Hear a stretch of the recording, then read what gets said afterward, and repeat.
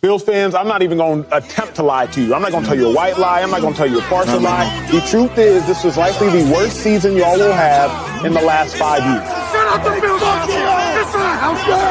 It's not house show! Yeah, we the Buffalo Bills. Yeah, we the Buffalo Bills. You better know that. Look how we throwing and catching, cause we are unstoppable, yeah. You better know that. Look how we running and hitting, cause we are unstoppable, yeah. Reppin' the mafia, yeah. Reppin' the mafia, Bills, mafia, yeah. You better know that. Look how we throwing and catching, cause we are unstoppable, yeah. You better know that. Look how we running and hitting, cause we are unstoppable, yeah. Homie, now listen. Everyone play their position. Buffalo got a tradition. They say we tripping. They better get out our way. Top of the table, we flipping. We on a mission. Got an unstoppable team. Continue to follow your dream by any means. Buffalo, get in the Super Bowl ring. Cause we the Buffalo Bills. Yeah, we the Buffalo Bills. You better know that. Look how we throwing and catching, cause we are unstoppable, yeah. You better know that. Look how we running and hitting, cause we are unstoppable, yeah. Reppin' the mafia, yeah.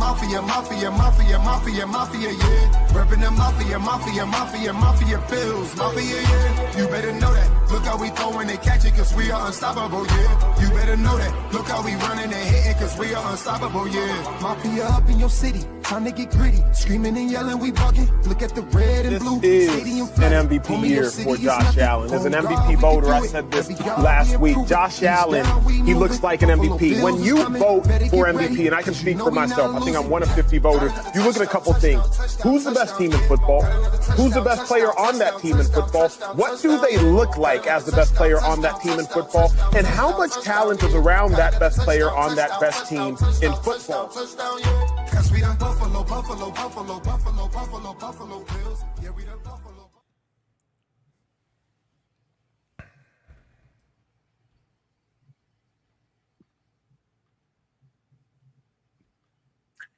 And a good evening, everyone. It's good to be back on the Coast to Coast podcast with your co-host Beyond 716 after a long hiatus. I was actually on Whittle's Coast for quite a while for family reasons, all kinds of stuff. But now we're back to normal here in California.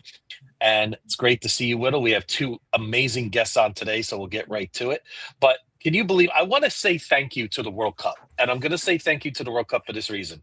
We are now only 7 days away from the start of Bills training camp. And we are only 53 days now away from Bills at Houston. This always feels so much longer. Thank you to the World Cup for distracting us for such a long period of time to get us through those doldrums of July. I don't know if you fellas feel the same way, but I'm happy about that. So it just it's amazing after all the dust settled on that. It's like, wow, the Buffalo Bills season is right around the corner. So here we are, 1 week to go. Whittle, how are we doing? Doing great, man. I gotta fix this thing. I'm trying to never mind. I'm good, bro. I'm good. Good deal. Training camp is upon us, man. We got rookies reporting. They reported yesterday, and the rest of the guys will report next week. 29th, I want to say. We're officially back and better than ever. Coach Brady era is upon us, and I'm excited, man. I mean, this could go really, really well with all of the changes, or really, really bad, and then we get a great wide receiver to draft next year. I'm not sure how it goes, but as long as we're healthy, yes, Ralph is the best, absolutely. But as long as we're healthy, man, I like our chances. So, that's where I'm at. How you been, brother? Welcome back. Thank you. It's definitely great to be back.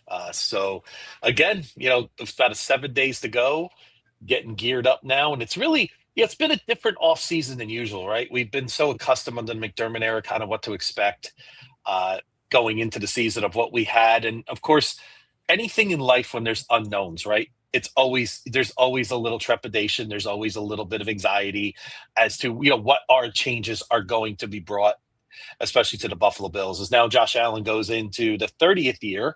Happy birthday, Josh Allen now 30 years old. We know we're getting more into probably the second half of his amazing career, if you look at it like in 9-10 year blocks, so to speak. So it's just, I think it's exciting. No, I still think we have a lot in place. We do have a lot of questions on defense, and we have a lot coming up that we're going to see in camps. It's going to be a lot of very interesting battles that we haven't been accustomed to, Whittle, and maybe you all would agree, more than usual, especially in the last several years. So definitely excited to see how that plans out.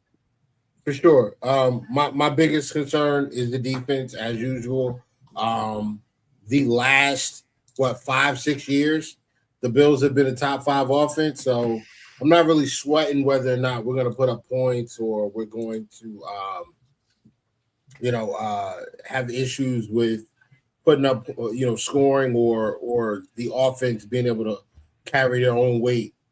I am a little worried about certain teams. You know what I'm saying? Like, How are we going to look against the Texans?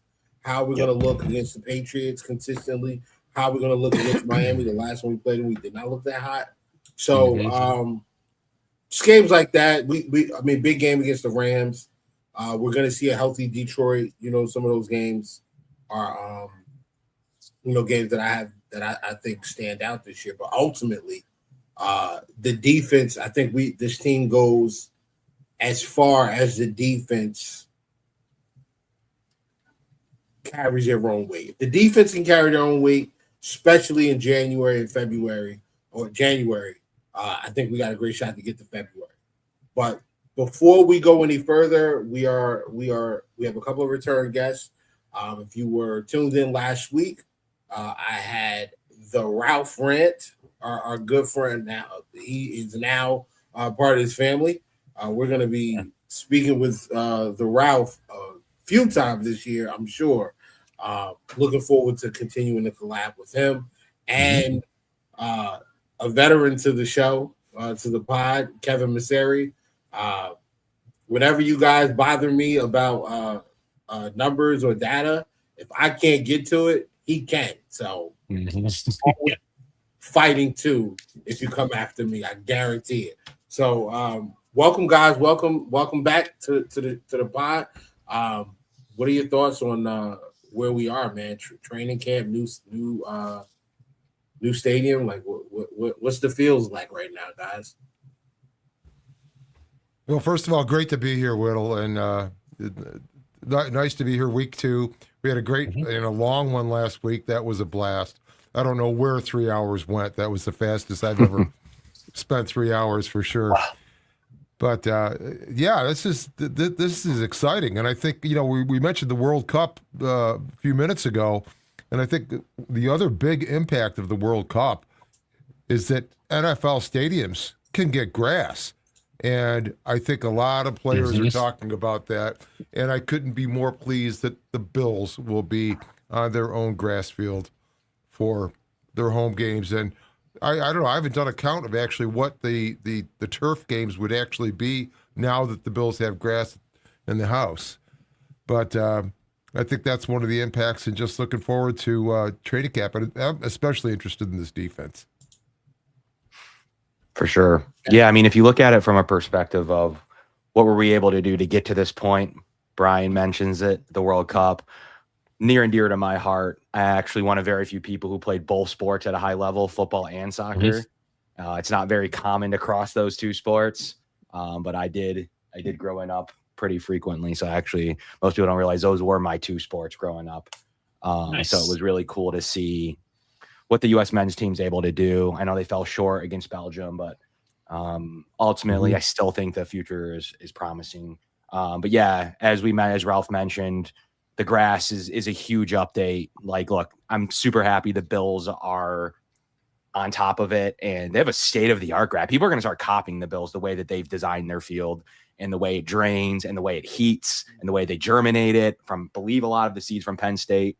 Go figure. So I think that that's the whole package is going to be one that's copied. And I think it's a really state-of-the-art facility. Even the Buffaloes outside are getting some love more than they did originally. So I think that people are really starting to feel like, wow, they really did a really nice job on this stadium when there may have been some questions. I know Kansas City looks like they're getting some type of clear roof from the looks of their rendering. But ultimately, 70% of it's covered. Pretty excited to see the stadium, and ultimately, I think it will blow MetLife out of the water. So that's all that ultimately matters is now it's going to be New York's facility as well. Yeah, and to add to the humiliation of downstate, and that doesn't count for me because I'm across the water in Jersey. But the humiliation downstate, the Buffalo Bills are now being carried by the local station out here, 1050. Oh yeah, that's right. ESPN. That's beautiful, beautiful, beautiful. So we'll get Bills games locally down here. I know the Jets and Giants fans can't wait to listen to Josh Allen on Sundays, doing things that their quarterback can only dream of. Even though I like Jackson Dart, I think Jackson Dart's gonna be a good one. But ultimately, man, like Josh Allen's so good at football, man. It's amazing. Yeah. These Bo Nix with stronger ankles, guys. He's better. Listen, he's much better than Bo Nix. Much better. Kevin, I didn't get your thoughts real quick. We'll go into this. Top 10 quarterback list. Josh Allen's at number 1. Is it valid? Would you make some changes? What are your thoughts? Yeah, I mean, look, I think that, and I get in trouble for saying this, but as a non-superstitious analytical guy, so obviously I trend that way more than the other way, than eye test or feels. He just doesn't get hurt, guys, and ultimately the durability factor in football, especially over anything else at the quarterback position. I know wins aren't a quarterback stat, and there's data that supports it, but there's also data that doesn't support it. So that's why, like, I'm in the middle on the wins as a quarterback stat thing. I can see both arguments on it. I think that there is some validation to wins aren't a quarterback stat. However, why do teams that have the best quarterbacks win? So ultimately, it is a fallacy there on that on that front. And the Bills are the winningest football team in the regular season, so I don't get myself in trouble, since 2020. So ultimately, he's at the helm. You can argue the Bills receiver roster. You can argue moments, but ultimately, I can't. How can you argue his production? He's going to break rushing records. He's truly one of the best dual threat quarterbacks we've ever seen, both with speed and power. Like, both of the combinations, just deadly. DBs can't tackle him. So we're always worried about Josh getting hit, but ultimately he does the punishment almost 99% of the time. Maybe sometimes if a defensive lineman gets him in the backfield, that's a little different, but he generally delivers the punishment down the field, especially when he gets out of the pocket. I mean, he's one of the best players to ever exist in this sport. He needs some hardware beside the MVP to show for it. But once he gets that, I think you can start to rank him in that top echelon. He needs those moments, Whittle. That's the one thing I need from Josh. We talk about it all the time in other places. 3 seasons in a row with the ball in his hand. And although most of the game at times aren't his fault, some of the turnovers, a little bit more in the Denver game than others, but he's the best player to play the sport. He is going to get a championship. I really think that, and I think it's sooner rather than later.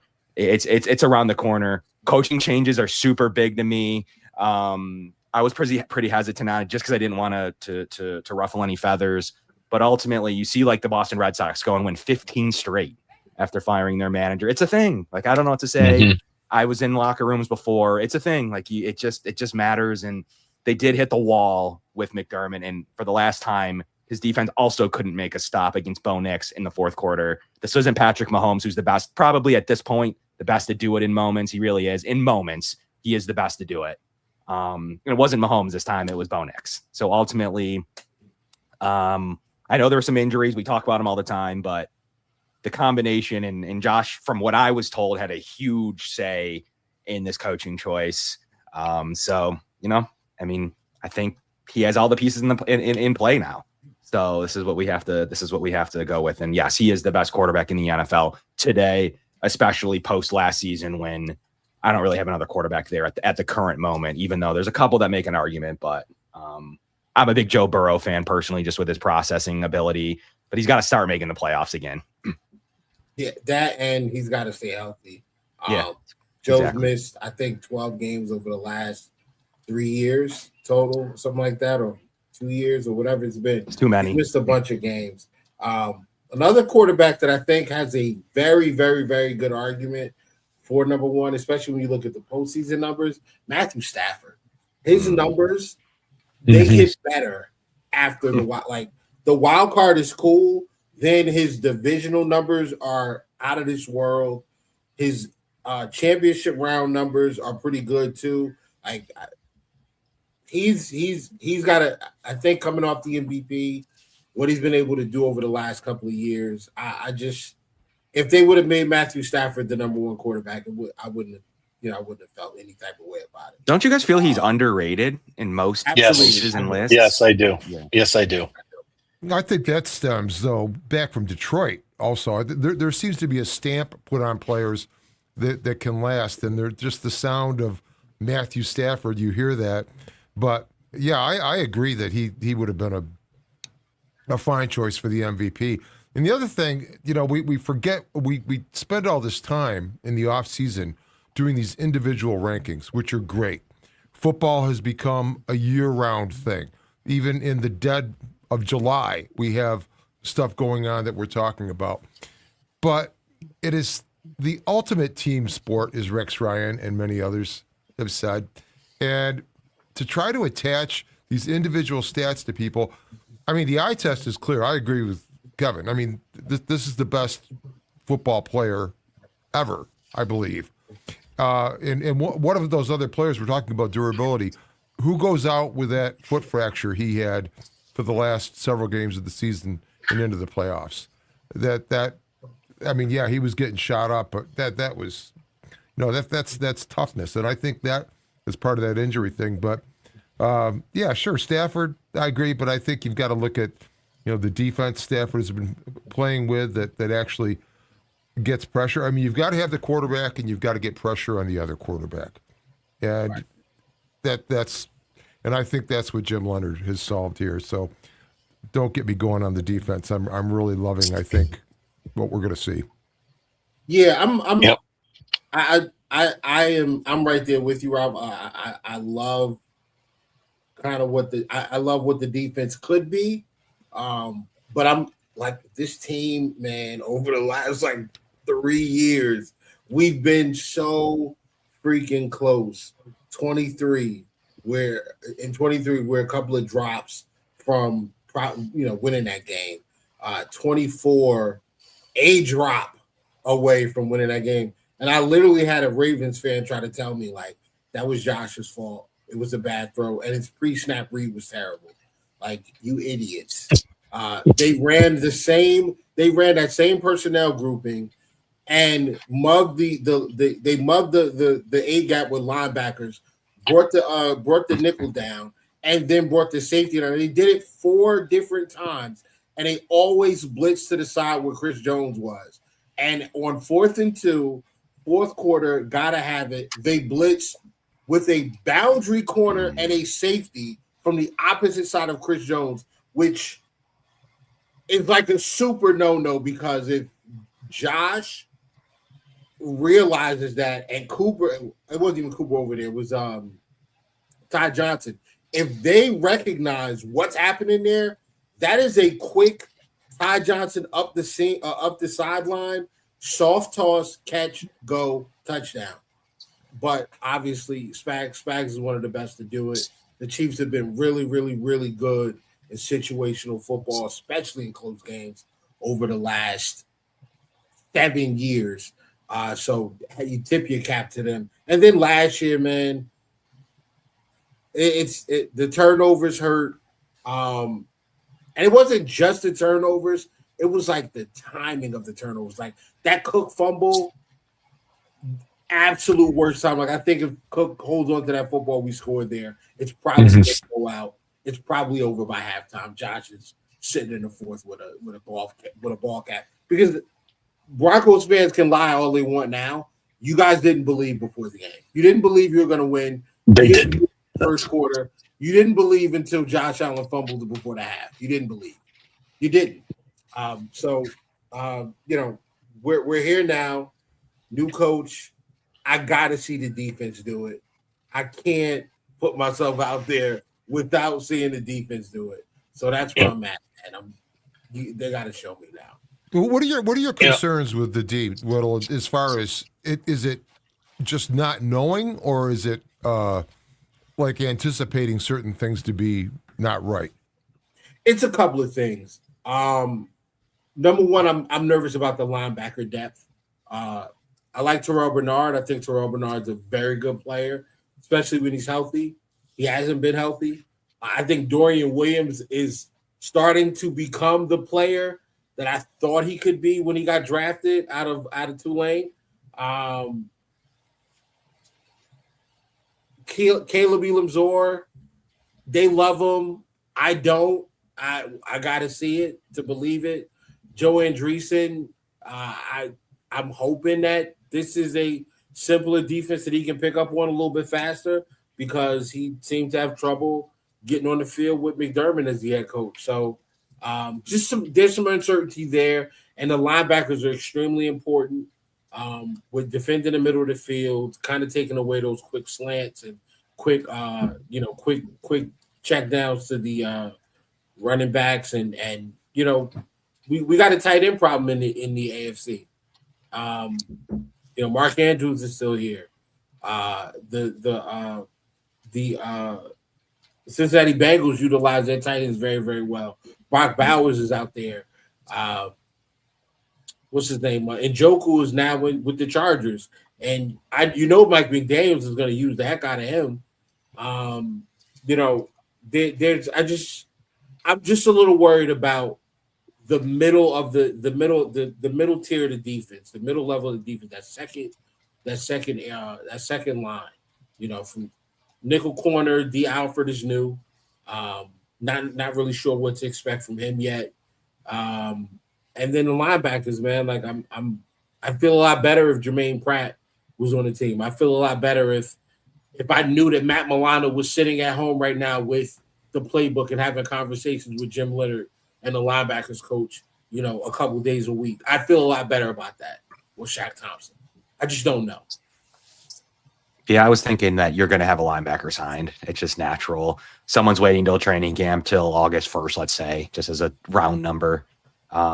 You're getting one of those guys you just mentioned, whether it's Milano or Thompson or whether it's Pratt or Okereke.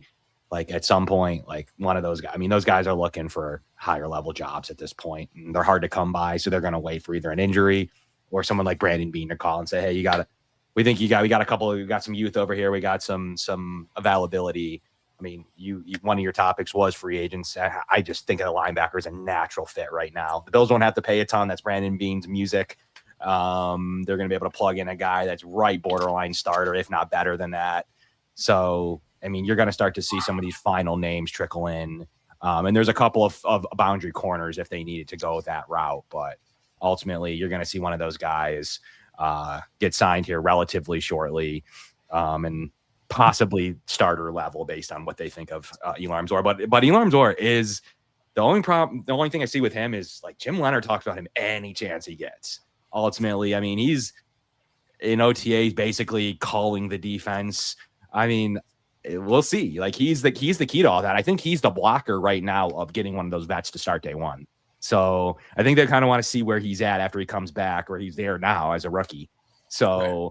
I think they kind of want to see where he's at right now, communication, body, workout, and see if all that's, and those are his strengths. So, and obviously calling a defense, he's really strong at that too. So if those things line up, they're probably going to want to see him early and often. Maybe they'll give Dorian a little sprinkle because he's Dorian Williams and he's been here for 4 years. But I think he's going to really run the twos. And if he proves he can do that, I think it's his job day one. If neither of them prove it, I mean, he's definitely going to go to one of those veterans you mentioned. Who do you want? And you see Dorian Williams on the who do you see in the other linebacking spot next to Orris? It's Terrell Bernard. Yeah. Bernard. Yeah. You think? I know, but Bernard just strikes me though. He's almost. I don't know. He's almost struck me as more of like the super hybrid safety rather than the thumper. And like what Shaq brought. Go ahead again.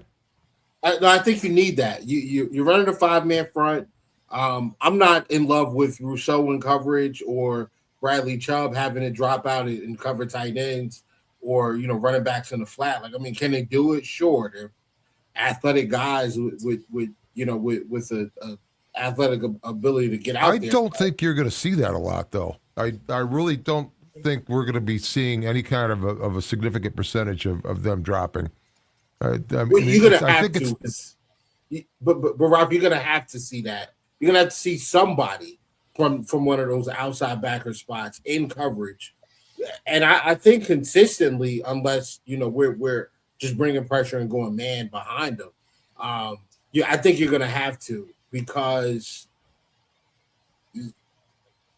you don't want to give these quarterbacks that we're going to be facing in the AFC. You don't want to give them an easy answer to the test. The check down's an easy answer, and most of these guys are more than willing to take it. Bo Nix, in particular, will take the check down. Burrow will take the check down. Mahomes will take the check down. I mean, maybe you can get Lamar with it, but the rest of these guys, man, like they're going to take the check down.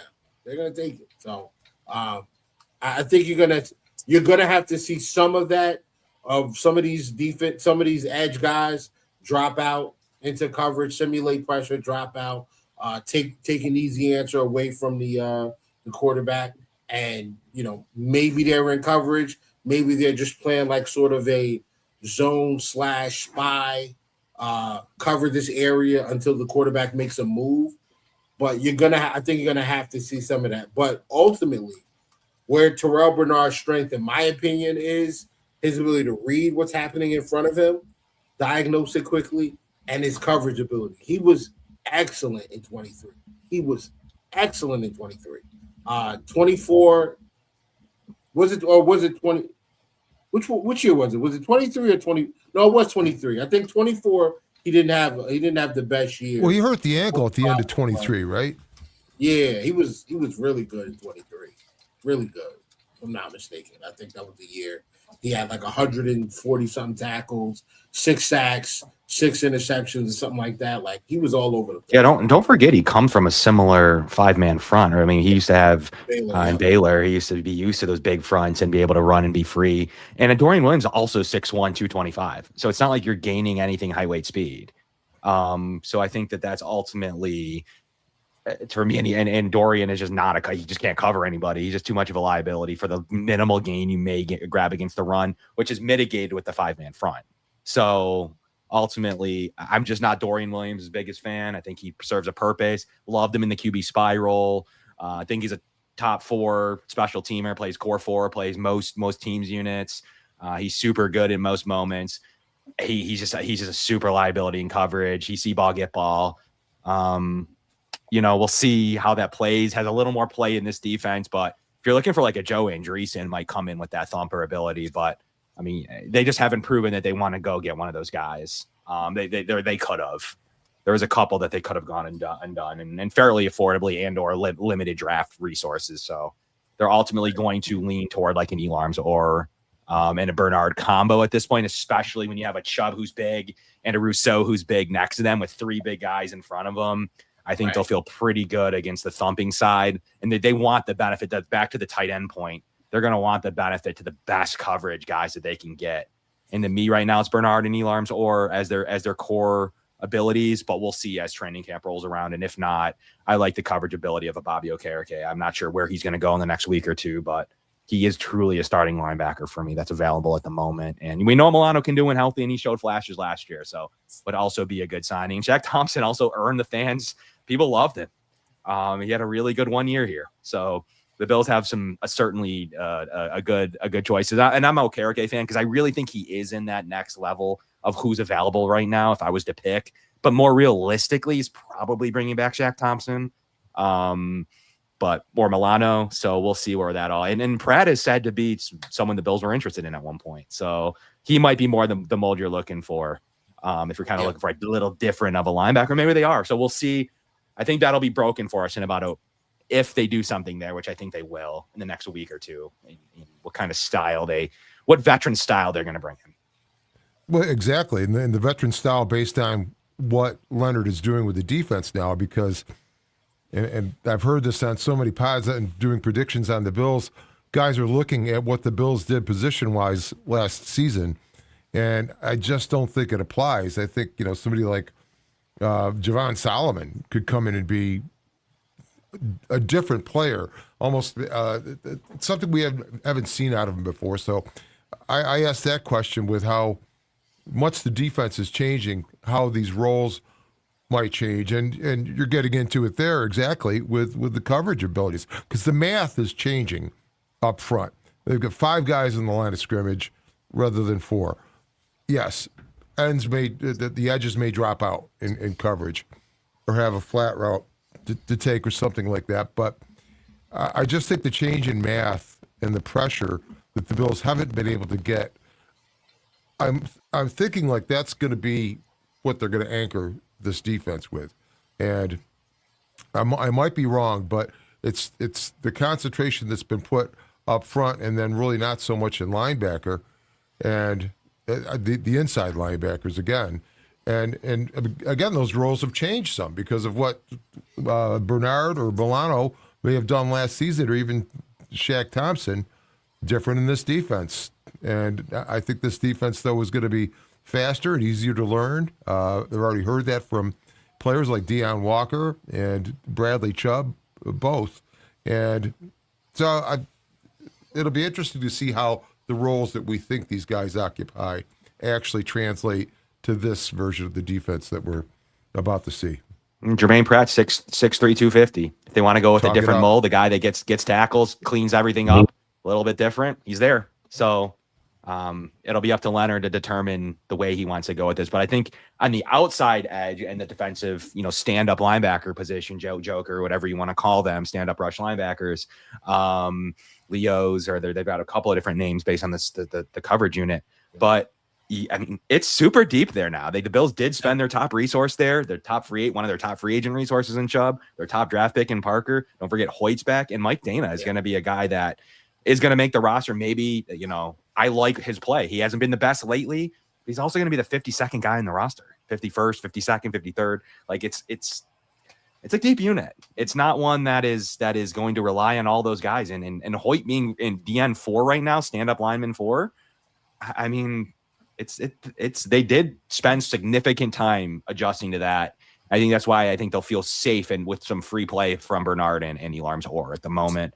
But they're going to bring in a vet, I think, and we'll see if they push to start. Let's not forget about Javon Solomon. There we go. Finally, I think he fits actually what we're doing defensively. I really want to see him get a real shot at being an outside backer and being able to just come in, be aggressive, be energetic, and just use that burst to get around the edge and cause havoc. But we're speaking a lot about the defense, and I do want to switch sides really quickly on the ball and talk a little bit about DJ Moore. DJ Moore obviously is an upgrade talent. I don't think anybody can disagree with that. But does DJ Moore fix the problem that we've had over the last couple of years, which is our wide receivers have difficulty against press man coverage? Do you think DJ Moore can improve that on our roster? Because over the last couple of years, he has not been the best at it. I'm looking at the 2024 numbers now. He was worse than Shakir and Palmer. As a matter of fact, they're like, it's Shakir, Palmer, and then DJ Moore all in a row. And Amari Cooper's down there as well. So right around like 63, 62% success rate against, 63% success rate against man coverage, which is good, I guess. But what do you guys think? I mean, I think, I do think DJ Moore has good upper body strength and maybe some good, footwork and things like that, where he can beat jams at the line of scrimmage. I don't know.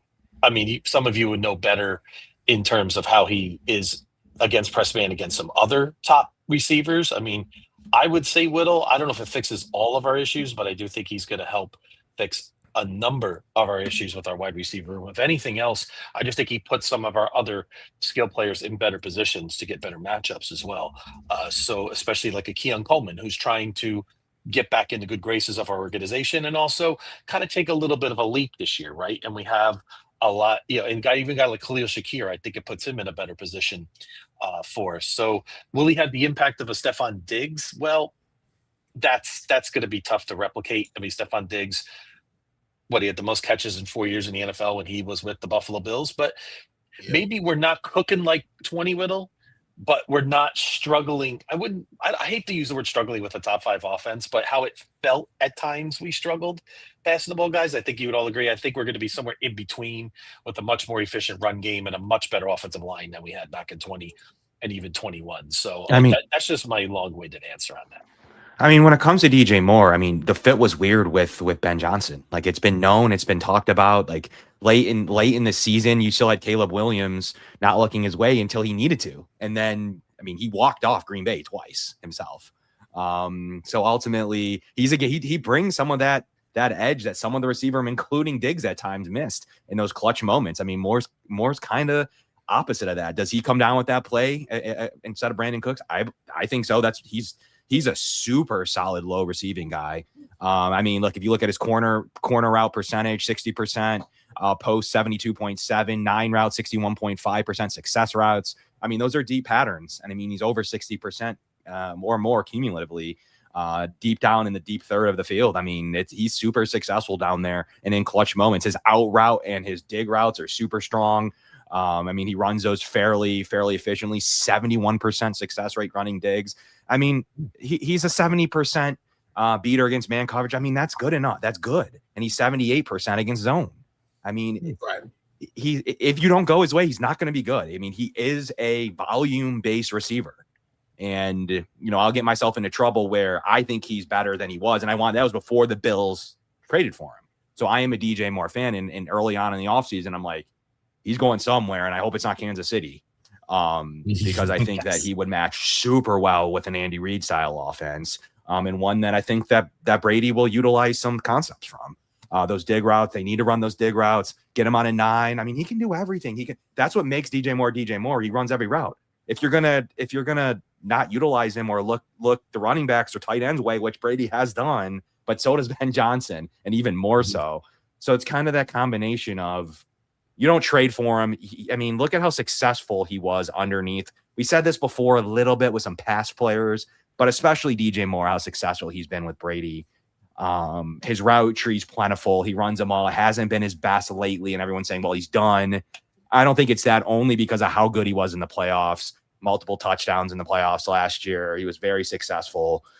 Late in the season, like I said, I mean, Caleb was looking his way to basically, when everybody else was hurt, guess who was still playing? DJ Moore. Guess who also is like Josh Allen and plays? I think he's only missed 2 games in the last 5 years. DJ Moore. What are the things the Bills have been lacking in the playoffs? Gabe Davis is hurt.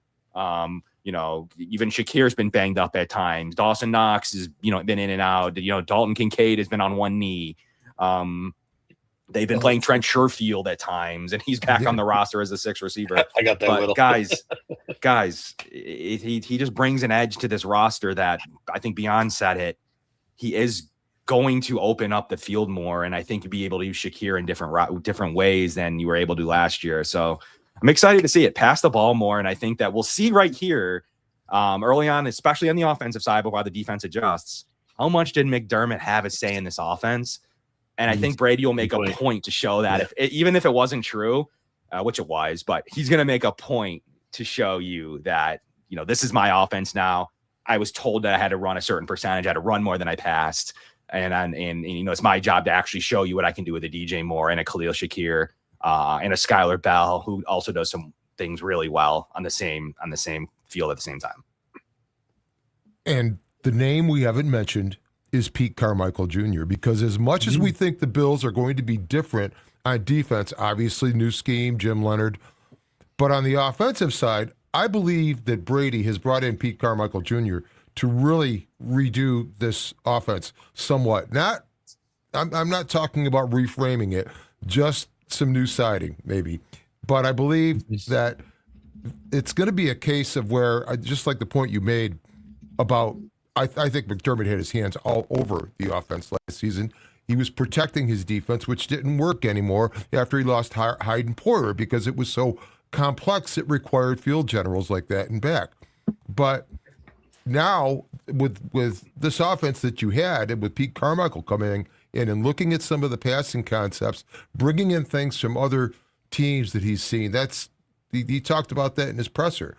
And I think that is going to enable Josh Allen to do a lot more post-snap in the creativity created by how this offense is going to be structured. And to that point, DJ Moore, and you list the numbers that you listed earlier about Kevin, about their press coverage. Well, Josh has never really been an anticipatory thrower as much as he's been see it and get the ball there. And that's great when you had a receiver that could step into a lane and get the ball. I think DJ Moore is that. He hasn't played with a quarterback like this, but moreover, I think DJ Moore has this ability, I call it late hands if you've watched film on him. He does not prepare his hands for catching the football until the very last second in the play. So in a man coverage type of situation where you've got a guy that can get the ball to him, if he's coming in very late with those hands and not alerting the defensive back that the ball is coming, that keeps that defensive back's back turned to Josh Allen. And I just think there's a whole dynamic that's going to take place and I think it's going to be a far more prolific passing team than last season. I mean, remember the Bills were number 2 only to the Ravens in rushing frequency in the run-to-pass ratio. They outrushed the rest of the league. They out-attempted the rest of the league, and they had the rushing title with James Cook. It's clear that they're not doing that again, and it's clear that I think they want to involve more people in this. And so back to the DJ Moore point, yeah, I think he's going to excel in this, and I think he's going to create gravity, which is going to open space for other guys to function. Because my biggest thing of this whole preseason is, wow, what could these guys be under a different circumstance of coaching here? And now we're going to get a chance to see that. I mean, and it's everyone from DJ Moore to Javon Solomon and everyone in between. Yeah, I was gonna follow up that question with the question about Shakir, but you already asked that question, or you already answered that question. And I agree totally. I think Shakir is going to be freed up to do more now because you have guys that can step into that slot role like a Skylar Bell. As far as someone who can put themselves in position to catch the football in traffic, ladies and gentlemen, Agent Zero, Keon Coleman. I think that that is the area of this offense where I think that he can be of value very, very early and consistently. I don't think he's a boundary line up all the time, go downfield like Gabe Davis. I think he's more of a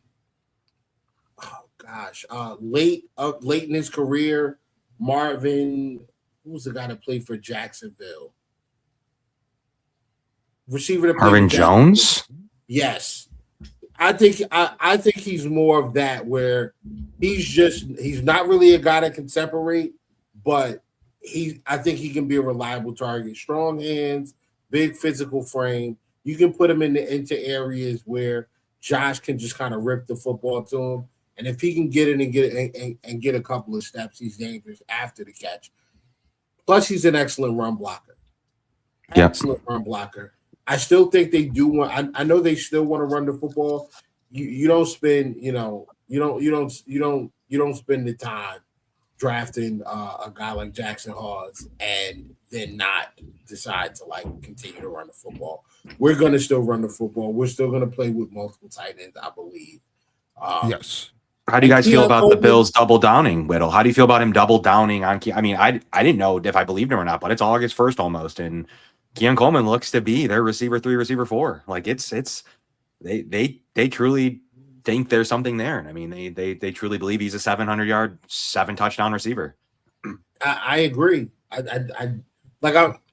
agree. I pulled the numbers for the 2024 receiving class, and Brian Thomas Jr. leads everybody in yards. He's got a shade under 2,000. McConkey second. He had that great first year, and he kind of fell off a little bit in year 2. Marvin Harrison's right behind those guys. Will shade under 15. Same with Malik Neighbors, who missed Neighbors missed an entire year, right? roughly the Yeah, he entire did year. miss. Yeah. He's going to miss some of this season as well. Yeah. I remember. And he's at 1475. So like that guy's insane. Roma Dunze, who kind of got started late, Worthy, Troy Franklin, and Keon Coleman. This is the thing though. Keon has played the second least amount of games. Obviously, Neighbors play more games than, but Keon's behind everybody else at 26 games. He is tied for fourth in touchdowns. Yeah, he's tied for fourth in touchdowns. He's got 8. Him and Troy Franklin are right there, and Jalen McMillan. But he's like close in yards, man. And I just think with more opportunity, I think Keon Coleman can be more of a contributor, especially in the wide receiver 4 role. Reminds me of 2021 when we had Stephon Diggs, Emmanuel Sanders, Cole Beasley, and a rookie Gabe Davis. If you're telling me you're going to give me 17 weeks, even if it's not 17, 15 weeks of DJ Moore, Khalil Shakir, Joshua Palmer, and then Keon as your wide receiver 4, Skylar Bell sprinkled in there as well, I'll take it, man. I'll take it. And I think the kid can flourish. I think he can be productive in that spot. I don't know. But how do you guys feel about Keon? Well, I think. Go ahead. Oh, go ahead. No, I'm sorry. Mine will be real quick on Keon. It's really hard to say. I mean, are you talking in terms of production, Little? Are we talking some numbers here, or in terms of just kind of looking up Keon Coleman last year? And again, it's hard to compare this year to last year. 38 catches for 404 and 4 touchdowns in 25. I mean, with the arrival of a DJ Moore, that's going to take some passes away right there. But I do expect us to throw more this year in percentage than we did in 2025. I would say, Little, it's hard to envision a massive jump in terms of receptions for Coleman, maybe close to that mid to high 40 range. In that case, maybe add another 100 yards or so. But I think touchdowns, he could have a little bit more of an impact, which I'm really hoping for. Maybe he can get to that 7 or 8 touchdown range, which I think for Coleman to be consistent on and off the field and do that, I think would be a nice progression. I mean, you got to remember, he's still very young. I mean, Keon Coleman came in last year 20 years old. I mean, he still has a long runway in this league in terms of, his development, things like that. So that's where I would put him, just off the top of my head right at this moment. Yeah, I agree with that. And I also believe that Keon, for however that worked out last season, I had my problems with Sean McDermott, and one was the fact that he made public spectacles, if you will, of his disciplinary actions with certain players. And there's a history of that. That's dating back to Marcel Darius, who was off the team before McDermott coached his first regular season game. And then he had the thing with Shady McCoy, where he was suspended for a half. That had to be out in the open. I guess there was mitigating circumstances with that. And then, I think a good head coach keeps Diggs here. I think you have to control that if that's sort of this diva mentality. And fine, if that's a receiver like that's going to have that, but you don't make a public thing about being concerned that he's not at the OTAs and just creating something newsworthy. And then I think it was the same thing with Keon last season with this disciplinary stuff that had to be made public rather than just sitting across from the guy and looking him in the eye and telling him what he needs to do. But having said all that, I think Keon is.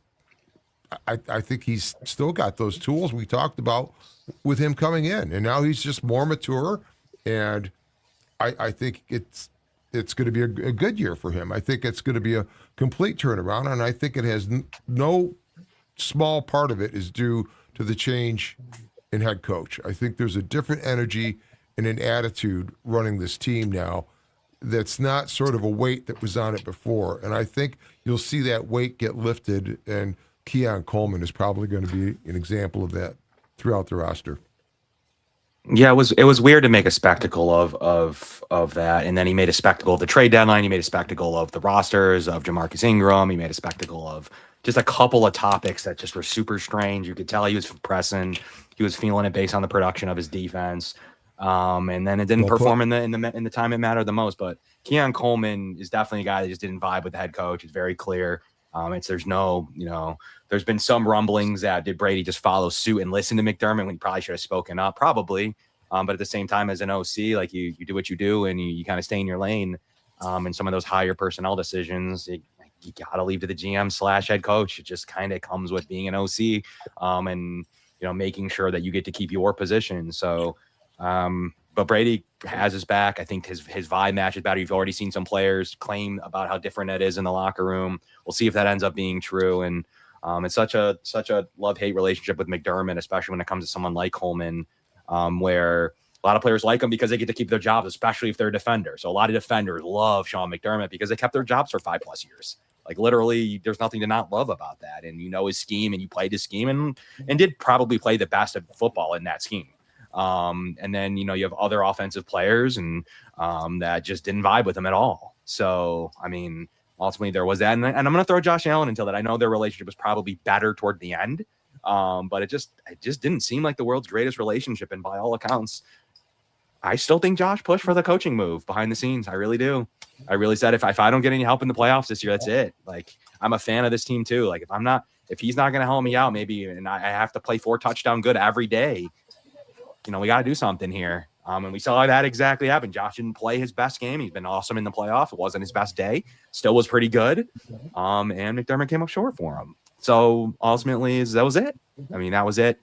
But I think to your question, Whittle, Keon Coleman, I really think that he's a 700-yard receiver. And I think that Brady can untap that. It's a much improved receiver room, in my opinion, even if we don't want to give it his full credit, with more in Skylar Bell and the progression, hopefully, of Keon Coleman. I mean, it's a better receiver room than what we got to see for the last 2 years. So we'll see if it comes to fruition or not. But ultimately, Keon's got to perform. He did miss some meetings. Not great. He's got to take a little accountability there, and by all accounts, he has. So we'll see if that produces and he is able to produce on that. But he is just such a he's a second-round pick.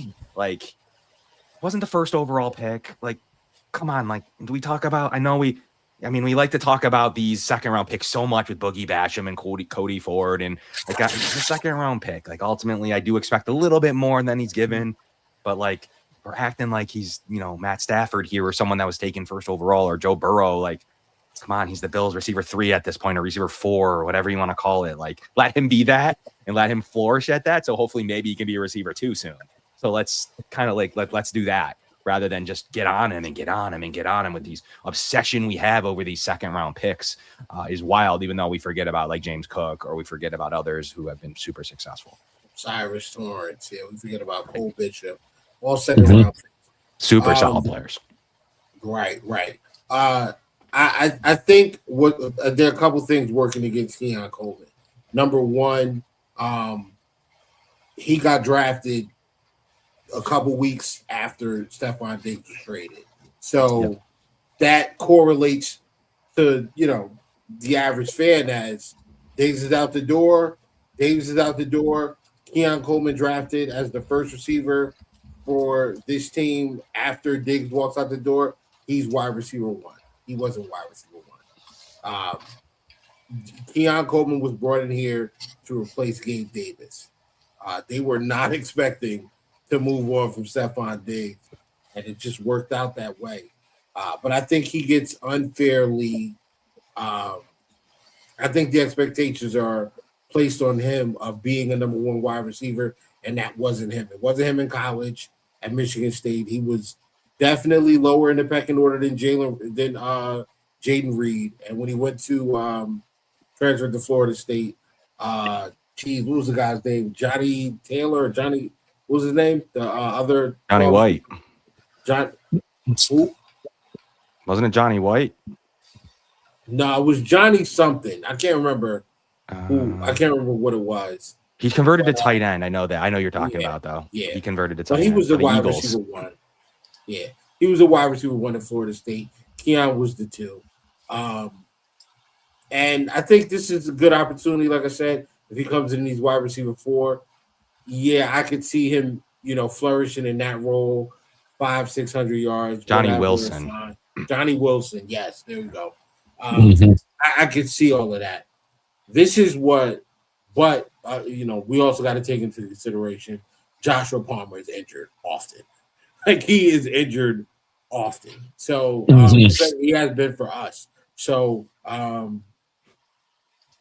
that's going to move Keon up, I think, this season more than we probably forecast. But if DJ Moore is going to be DJ Moore's coming in being the wide receiver 1, he's going to get a ton of. I think DJ Moore gets over 1,200 yards, at the very least, close to it.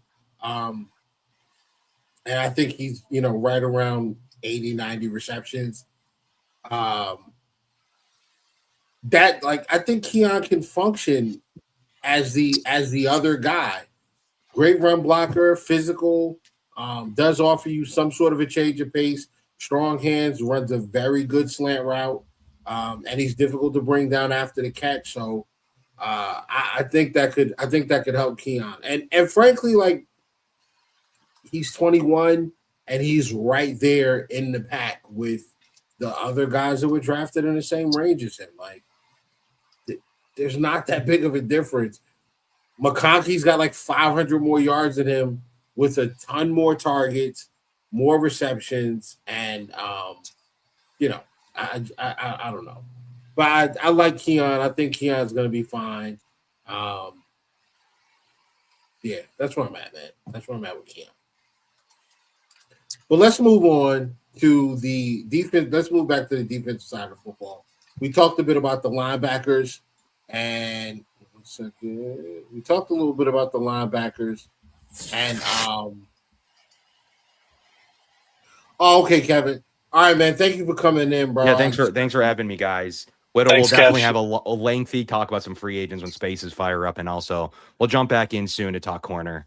There's definitely some cool points on Max Harrison and IGB that I think are very valid as we talk about Leonard's team. So I was just about to go. I was just about. Oh to yeah, looking forward to that conversation too, because I think that makes the Bills, and then you throw in D. Alford. I think that makes the Bills a lot more versatile. And not talking about my pride. I mean, I have a high hope for Toriano Pride Jr. as a potential player who going to be on the team day one in special teams. And I think he really might be that late round sleeper that the Bills seem to hit on under the Bean era. So I'm excited to see how this room plays out. Awesome. Right, Thank you, Kev. Talk to you soon. All right, Take care. All right. I was just about to transition to corner. All right. We're here now. So let's get this out of your way, Rob. Cornerback. Maxwell Harrison versus Davison Igbinosun. Real quick, guys. And listen, you can believe me if you want, or you don't have to. I work with a kid, not a kid, but he's a young man that went to high school and played with Davison Igbinosun. If you don't know, IGB, Davison Igbinosun is from Hillside, New Jersey. I am in New Jersey, and one of my coworkers went to school with him. And I asked him, about the video. I was like, like, tell your boy, man, like, Bills fans a little worried about that little video he put out there on Instagram with the cars and the jewels. And he's like, bro, that's NIL money. Like, he is not even spending his Buffalo check. Like, he's not spending anything except for money he had saved up from college. Like, and he didn't buy the car. That was a rental. He rented the car, but the jewels and all that stuff, like, that's NIL money. So Bills Mafia, relax, okay? The kid is smart. He comes from a well-off two-parent household, and don't worry, he's locked in. He's gonna be locked in, And I didn't speak to him, but like I said, I work with a guy that went to school with him. So, but yeah, that, like, having Igbinosun does two things, in my opinion. It gives you some insurance for Christian Benford, and it also gives you the opportunity to match up against teams that want to put two physical receivers on the field, whether it's two wide receivers or a wide receiver tight end combo. So if we're going to go up against the Raiders, and there's been rumors out there that the Raiders are targeting Justin Jefferson as far as the trade is concerned. If that's the case, you got to put Benford on somebody. And I would prefer Benford on Justin Jefferson, but then you got to have somebody that can cover that you feel comfortable running with Brock Bowers. And I'm not sitting here saying that IGB is going to come in and shut Bowers down, but I feel a lot more. I'd be a lot more comfortable watching IGB cover Brock Bowers than I would Maxwell Harrison or D. Alford. Those are smaller guys. IGB 6'1", 6'2", 200 pounds, 195, 180, 190, whatever. Much more physical, much more of a frame matchup for a tight end or a receiving tight end or a corner. So what do you guys think about this? This number one, the addition of Igbinosun, and where do you see him plugging in, Ralph? Ralph, we lost your audio, brother.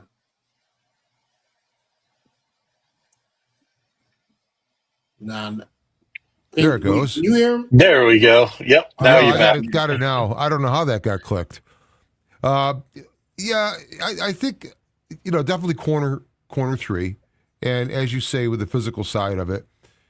But I also think, moreover, IGB is an example of what they're trying to bring into this team in terms of guys with attitude. And it's you can really look at all of these guys that have come in defensively. Bradley Chubb to IGB to even Geno Stone to CJGJ, all like predators, all predatory style of aggressive players. That's why I think this defense will be so different. But schematically, yeah, you're going to probably have your 1 and 2 corners out there. But like you say with Max Hairston, unless we see a different version of Max also with how the team's being coached now. But IGB brings that dog attitude, and I think that's present on so many of the guys that have come into this defense. Caleb Alarm-Zor, another example of that kind of player. And, TJ Parker, we'll see. He doesn't strike me as kind of as aggressive as the other guys, but I haven't seen him on field. But I'm just talking about attitude that you see. And that's one of the reasons I really like RGB, because it's just another affirmation that is the type of player and the idea coming on this defense that will be so different than what we've seen. Beyond? I really like what IGB brings to this corner room, Whittle. Gives us some more diverse options for especially our new defensive coordinator.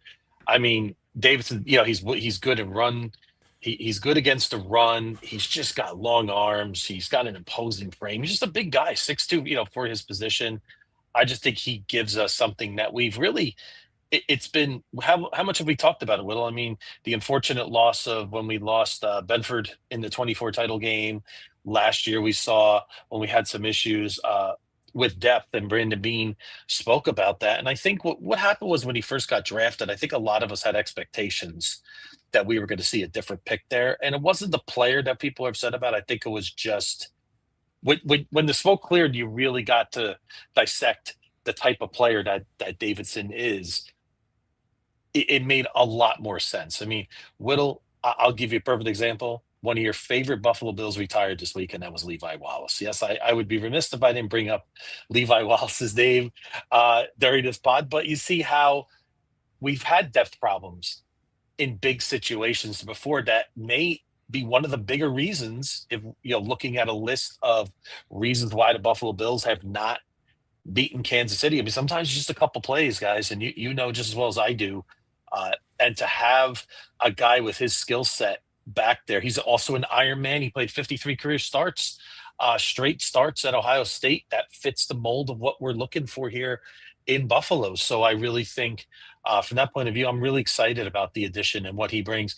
And Ralph, you talked about the dog mentality, and that's something Little and I've spoke about a lot here. What we wanted to see more on this defense, and couple that with C.J. Gardner-Johnson. I just like the combinations that we're bringing in on the back end of this defense, and I'm real excited to see what we can do under our new defensive coordinator. So I have a couple of issues, not issues, but concerns with IGB. One, he did draw a lot of penalties, not this past season, but years prior, he was heavily penalized. In the year prior to last year, he was heavily penalized on that Ohio State defense. And a lot of it has to do with not getting his head around and playing the football. He's playing the man. This is the NFL. Quarterbacks are going to see that. They're going to take advantage of it. He has to be coached out of that. Because if not, he's just going to be a second round Dane Jackson. And God knows I do not want to see another Dane Jackson type of corner on this team. Shout out to Levi Wallace, man. Like, he was an undrafted guy in the NFL. And, he just kind of held us down for a few years at corner.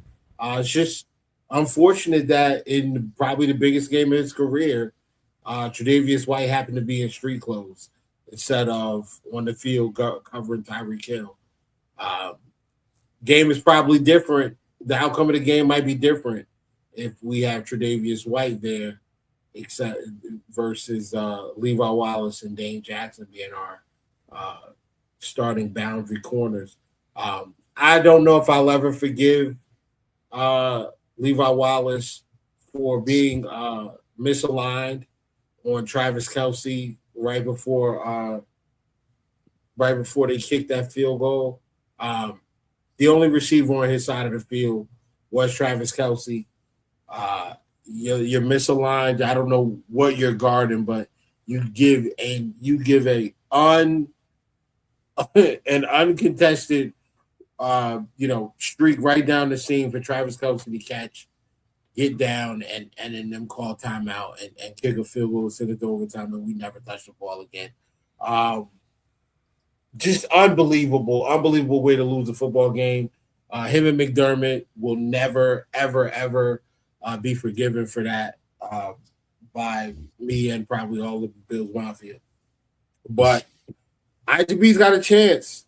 I don't know that necessarily he takes Maxwell Harrison's job. Maxwell Harrison, I'm looking at the list of corners drafted last year. You have where'd it go? Hold on. There we go. See, now you guys are in trouble because I learned how to go on the Pro Football resource and add things to Excel. And Excel is like my wheelhouse because I was an accountant for a while. So, but yeah, you got these guys that were drafted last year, first round picks, Johnny Barron, Maxwell Harrison. Then there's what's my guy? Trey Amos went. Trey Amos went to Washington, second right? round. Yeah, he went to Washington. Y'all know, if you've been watching this pod, you know there were nights that I got down on my knees and I said, God, I don't ask you for much.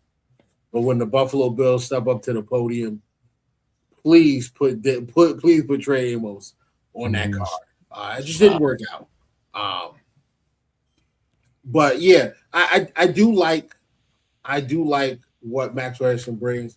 Out of the rookies last year, Denzel Burke leads all rookies with 3 interceptions. Jacob Parrish and Maxwell Harrison both have 2. and Max only played 11 games. Parrish played all 17. Burke played all 17. Johnny Barron played all 17 games. Trey Amos only played 10. But Max got 2 picks. And I don't even think the defense last year was good. Like, we missed Ed Oliver for all of the season except for like 3 games. Deion Walker was still kind of raw. We still lacked yes, Bosa was a presence on the edge, but I mean, Didn't have Michael Hoyt. Yeah. it wasn't as good as it should have been. But yeah, I don't know. I don't think that Max needs to be worried about his spot. Things can change in training camp, but I think it's Max's job to lose, and I expect Max to be the guy, and I expect IGB to be used as the matchup piece. You know. Yeah, I agree. I agree with that definitely. And I mean, corner is tough to start with, and it's probably a great situation for IGB to come in with, because I think Max is going to actually be better this year. Also, I think there's more that's going to come out of these players, because it just seems like this coaching staff is not being, I don't know, held back or stepped on as much as it may have seemed at times last year. You heard the coordinators speak at times every Monday or Tuesday after a ball game, and just the way they presented their info. And then you listen to these guys now. I just think there's so much more coaching going on, and I think we're going to see sort of the weight of what was going on before off the team, and that's why it's going to, I think, improve all around. I mean, I said this in your show last week. I don't think it was so much the Bills needing one more oomph from Sean McDermott to push him over the wall. I think McDermott was standing on their shoulders at times, and that weight's gone now. And I think that's what Joe Brady is bringing to this. Not so much his offense at all. I think this is Pete Carmichael's offense. Brady's going to drive the car. They'll have a lot of the concepts left over, retained from what Brady did.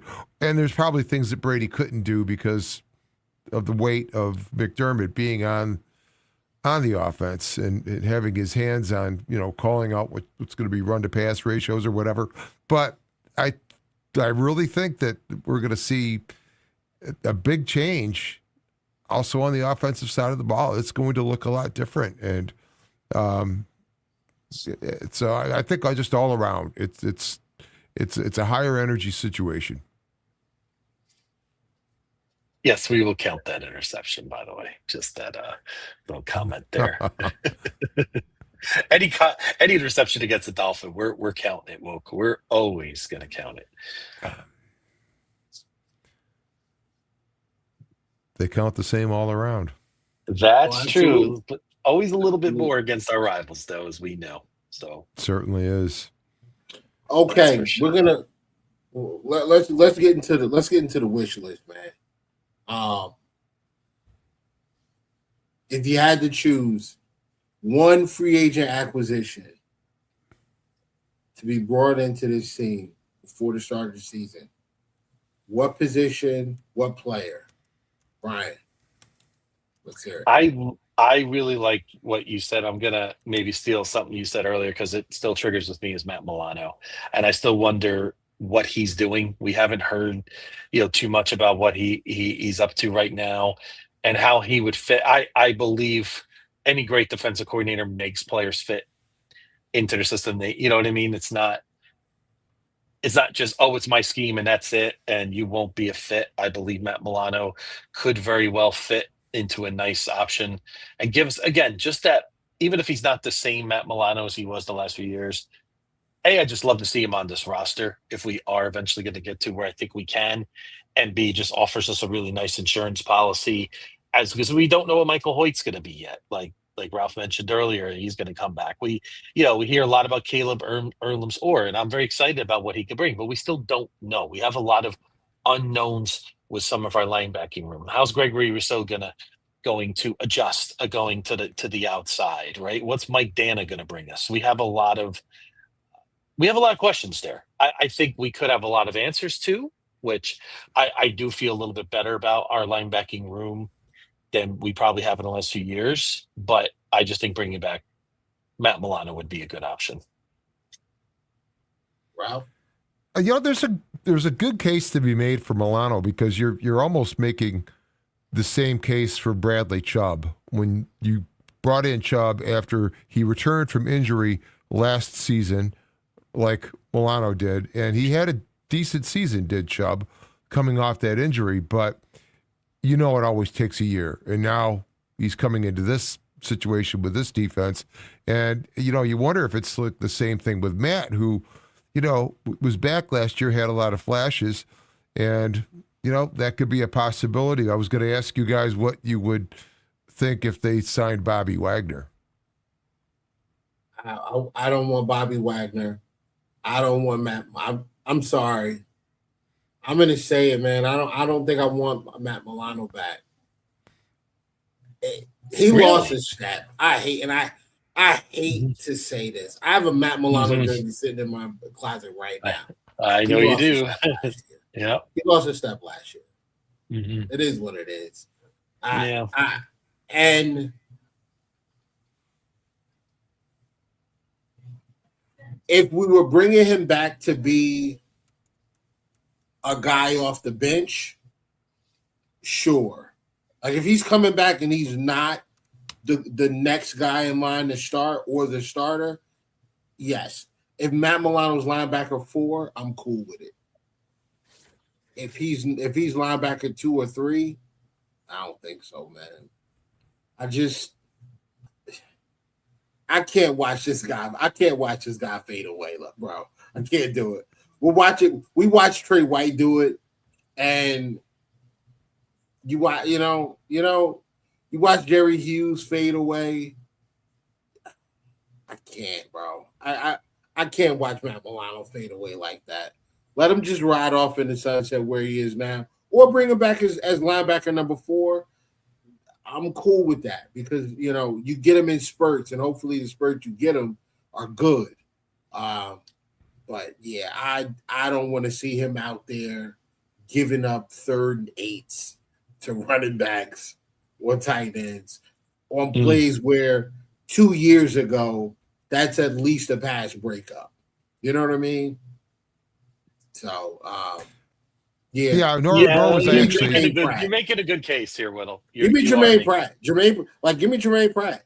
I will take the lack of elite athleticism that him and Milano once had for the instincts that Jermaine Pratt brings in coverage as a drop defender and just his ability to punch the ball. Like he finds the football, he forces turnovers. I love Jermaine Pratt. If we can get Jermaine Pratt as like linebacker 3, linebacker 4, I'm probably fine. I'm fine with that. I'd rather that than Milano, unfortunately. Mm-hmm. Well, I agree that the inside linebacker is definitely the position unless they discover something that's in camp now, and at Caleb Alarmzor, for example. But I like even Kevin was saying earlier, you got to anticipate that would be a spot that they'd bring in somebody, and Pratt would be great. I mean, he's that attitude type of player also. So this will be a fascinating watch. Certainly will. And we may see some of those questions get answered as we start to see how things look after camp, and especially as the season progresses. We could always see a trade. We could see some other free agents there'll be some quality guys available even throughout the season that we could potentially add to our room. We just got to see how everything fits under our new defensive coordinator. Well, gentlemen, I must bid you farewell myself. I do have to get out of here at this moment. But Ralph, this was awesome. I hope we get to do this a lot more. Whittle, you bet. We're just getting started, right? It's great to be back, man. It's great to be back in normalcy again. So next week we will next week is the first day we open up training camp. It's going to be an exciting night. We'll be here for everyone in the group chat. I just want to give the group chat a shout out. You guys have been great. I've had a lot of great back and forth, so keep that coming every week. We'd love to hear from you more and more, and we'll highlight more comments as we go, especially through the season going forward. So go Bills, Ralph. Great to meet you. I look forward to talking to you here a lot more. Whittle? Likewise, and go Bills. Yes, we'll be back. As always, brother. Have a good evening. Cool. You too. All right, later, Baron. You good. All right, man. It's just me and you again. All right. I'm gonna kind of table this. We'll end it really soon. But I just want to run through a couple of things and get your opinion. The defense last year was top. I think we were like 11th in points per game. Definitely saw some regression in the takeaways, or at least takeaway margin. And we were one of the worst teams against the run. Really good against the pass, but some of that had to do with people just being able to run the ball whenever they pretty much wanted. Where do you see the improvements in this defense in comparison to last year? Or are you at a spot where you still need to wait and see? Well, I think there's some things that make it obvious where it will differ. And the first one is the fact that Jim Leonhard, in one of his earliest press conferences, flatly stated that the priority of the defense is to stop the run. And sure, that's kind of corollary. Pretty much everybody's going to state that. But yes, he definitely stated stopping the run will be their priority. And then number two, the math on the line of scrimmage has changed. The Bills have 5 guys in the line of scrimmage. They've only had 4 previous. And this defense will attack rather than react. And I think so. The whole dynamic of being the like a top 11 defense, but with the points against and some of those other things, just that also points to the fact that the Bills had time of possession on a lot of these games. The defense wasn't as exposed because that's what McDermott wanted, which is why we had a defense that rushed for more yards and more often than any other team in the league. So I think both of those point to that. But I think with the changing math on this defense on the line of scrimmage and the disruption that's going to happen, because you'll notice this defense will not really have, per se, a nose tackle. I mean, Travis Clayton, I think, might be involved in that defensive line. But even at that, I think guys are going to switch their positions around. You won't have like a true nose tackle that's always going to be on the center or a shade one side or the other. So I think stopping the run with the disruption that they're going to create, being able to get in the backfield like, Ed Oliver and what he's going to be able to do, not being double teamed all the time because just of this changing math on the offensive line. So I think it's early to tell, but it's with the attacking style they're going to use and with the change of math on the line of scrimmage, I think they're going to be a much more successful defense actually than they were last year, both with the points against and turnovers, especially. I think it's just because they're going to attack. And if you just go ahead and say that, that's at least the start of it. And that will be a change rather than sort of the McDermott style, which was great when you had Hyde and Poyer, but those days passed. And we saw what that defense became. I feel like somebody that's not really mentioned at all by anybody right now. Jalen Kilgore, safety out of South Carolina. I just think I think we are going. I think he's going to play more. I think he's going to be more impactful than the hype around him would suggest. I just want to address something really, really quickly. There's a comment that says, "Is Diggs still available?" Not for the Buffalo Bills. I think. I'm sorry. I mean, there's some allegations attached to Stephon Diggs. I just really don't want this team to be in. Like, I don't want the team to be a part of. Like, just keep that guy away, man. I'm sorry.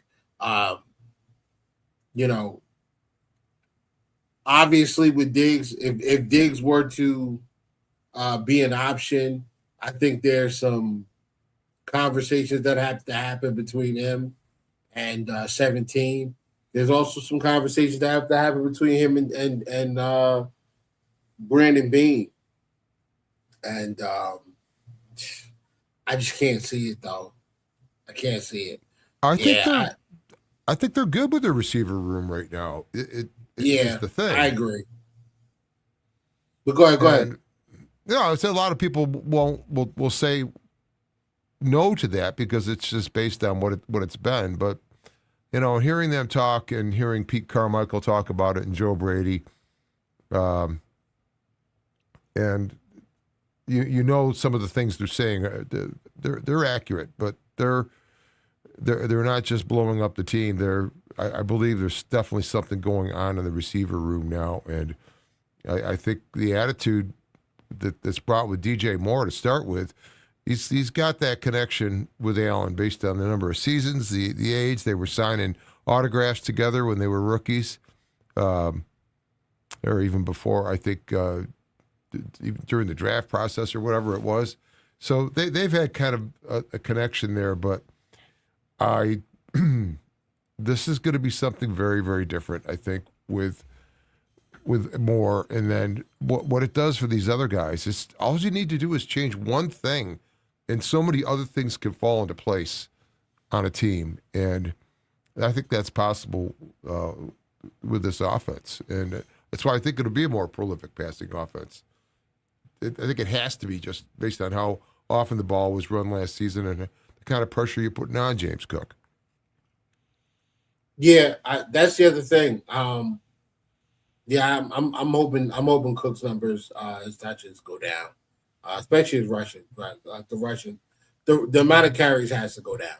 I don't know that the amount of carries period for the team, I think, has to go down, but I don't know that I would run the ball all that. I don't know that I would run that much less. Or I don't know that I would run less or drastically less than what we did last year. Like, I think we ran the football close to 400 times last year. I would still probably run around 350 times this year. Just not with him. Just not like Cook can't have 300 plus carries. I'd like to see Cook around 250, and then the remaining 100 attempts spread out between Ty Johnson. Obviously, I'd like to get the quarterback involved again in some design runs, because I think if you're right and this offense becomes more explosive, they're pushing the ball a little bit further downfield, there's going to be some space in between the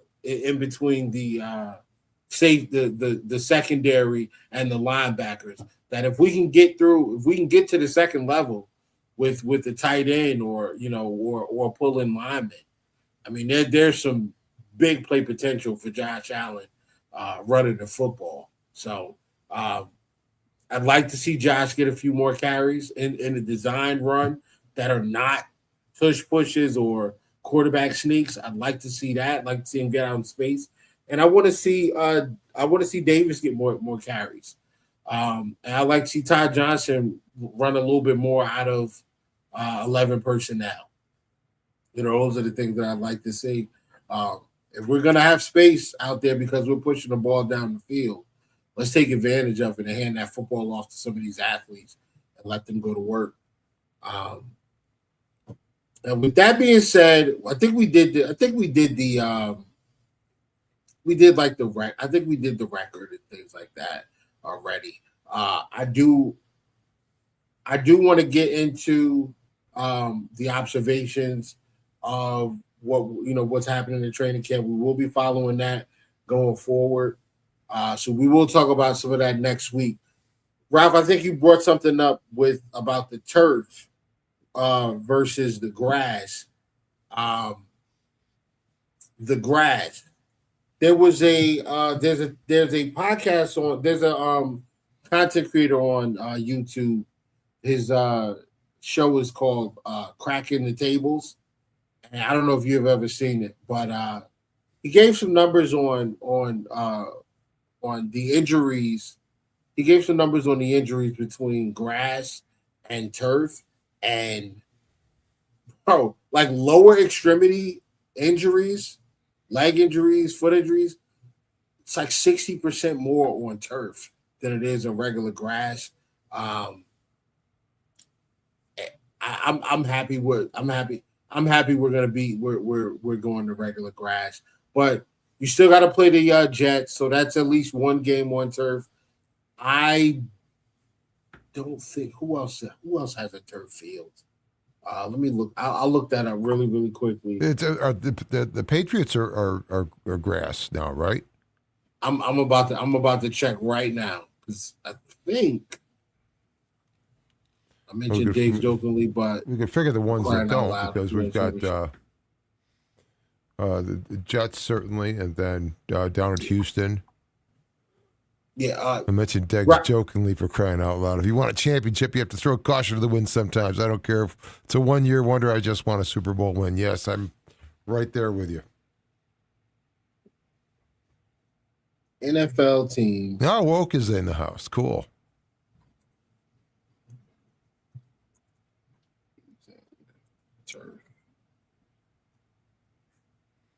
Let's see. 15 of the stadiums are still using turf. Jeez. Giants and the Jets, obviously. Titans. They're building, though. They're probably going to change. Okay, so the Falcons have turf. The Panthers have turf. The Bengals have turf. SoFi is turf? This can't be right. I think SoFi is turf, yeah. Wow. Okay. NRG Stadium is turf. That's Texans. Minnesota is turf. New Orleans turf, and Seattle is turf. So we play. That's just 3 games from what I believe. We play the Chargers, the Rams, the Texans, the Vikings. Well, we play the Rams in SoFi. So Rams, Vikings, Texans, Jets, and that's it. 4 games. That's 4 then. Okay. Oh wait. Gillette Stadium put grass in for FIFA. Yeah, I know, but I think these guys are going back to. I think these stadiums are going back to turf. I think they are. I just Googled it. I mean, I could be wrong. Like I reserve the right to be incorrect based on what the internet's telling me. So, Fume drummer in the house. Yeah, you gotta. Your people came with you. I see the chat's a little bit more lively. Well, I sent the show over to that channel. I didn't know you could do that. We tried that tonight for the first time, so that's apparently working somehow. The guys are here, but Gillette Stadium put in grass for FIFA, but I probably coming out. I guess it's maintaining it year round, or it's hard to grow it from the start. But the Bills are approached this with having to do just that with this field, and that's what they're doing. But yeah, all right. Well, I appreciate you coming through again, Ralph. Man, we're gonna shut it down now, and next week, like I said, we'll continue to follow up with our Bills talk and talking about the what's going on in training camp. Hopefully we'll have a week of rookie camp we'll have in place by that time, and then veterans will be just getting there. So it's going to get exciting here. I will also update the pod on the the social media war between the Ravens and the Buffalo Bills. That's going on right now. It's very, very, very fierce fighting. It's actually slowed down a little bit over the last couple of days, but it's been pretty toxic after that list came out, the top 10 quarterbacks. And now with the top NFL, like with the NFL 100, you got Lamar Jackson coming in at like 67 or 69 or something like that. I think it's 67. And, the Ravens fans are not happy about that. But who cares? Because Ravens fans suck. But Ralph, again, man, thank you as always, bro. And I can't wait to do this again. Gotta have you on during the season. Maybe we'll talk again during the preseason or something like that. We'll work something out if you want. I'd love to have you back. You know that. Yeah, absolutely. I'll be on the road for a little bit for one stretch there, but I'll get in by phone even if that's what it takes. Okay, all right. Cam. But maybe we can. Definitely. Are you going to Green Bay? Are you going to? No. No. Nope. I got another destination out west. That's a family thing. My daughter's an actress, and we're going to see her perform in a bunch of musicals. Oh, very nice, very nice. All right, man. Well, we'll figure something out. I'm probably going to do a couple of games this year. I'm looking at Vegas and definitely Green Bay. That's definitely happened. I always do. That's definitely happening. And I always do the MetLife game. So, it's right there, like 20 minutes away from the house.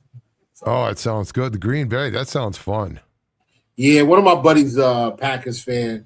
We're gonna go out there and watch the game, man. I've never been to Lambeau, so this will be a first.